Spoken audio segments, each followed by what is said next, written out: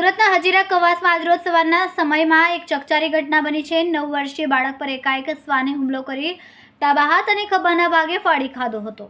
જોકે આસપાસના લોકોનું ધ્યાન પડતા જ તુરંત તેને છોડાવીને 108 મારફતે તાત્કાલિક સારવાર માટે ખસેડ્યો હતો।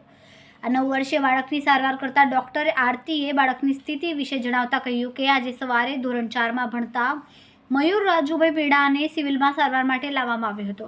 તે એસપીસીએલ કંપની પાસે ઝૂંપડપટ્ટીમાં રહે છે। ઝૂંપડપટ્ટીની નજીક જ રમતા રમતા વોશરૂમ માટે ગયો અને રખડતા શ્વાને તેને બચકા ભર્યા। આ હુમલામાં તેને ગળાના ભાગે પીઠ અને હાથ પર ઘા લાગ્યા છે। હાલ આ ઘા પર ટાંકા લગાવ્યા અને તેની સારવાર ચાલી રહી છે। હું ડોક્ટર આરતી। આજે એક સવારે 9 વાગે એક પેશન્ટ આવ્યું છે, તો એસપીસીએલ કંપનીમાં પાસે રહી છે પેશન્ટ ઝૂંપડપટ્ટીમાં, અને ત્યાં રખડતા શ્વાને એમને બચકા ભર્યા છે અને પેશન્ટને હાલ કેટેગરી 3માં છે પેશન્ટ ડોગ બાઇટની, અને એટલા માટે એમને પ્રાઇમરી ટ્રીટમેન્ટ આપી અને જે ઇન્જેક્શન એઆરવી અને ઇમ્યુનોગ્લોબિન આપવામાં આવેલ છે, અને વધુ એને શેડ્યુલ જે આગળના જે એઆરવી ઇન્જેક્શન લેવાના છે તે એમને સમજાવવામાં આવેલ છે। એસપીસીએલ કંપની પાસેથી બાળક ત્યાં કઈ વોશરૂમ જવા માટે ગયું હતું અને ત્યાં રખડતા શ્વાને એમને બચકા ભર્યા છે।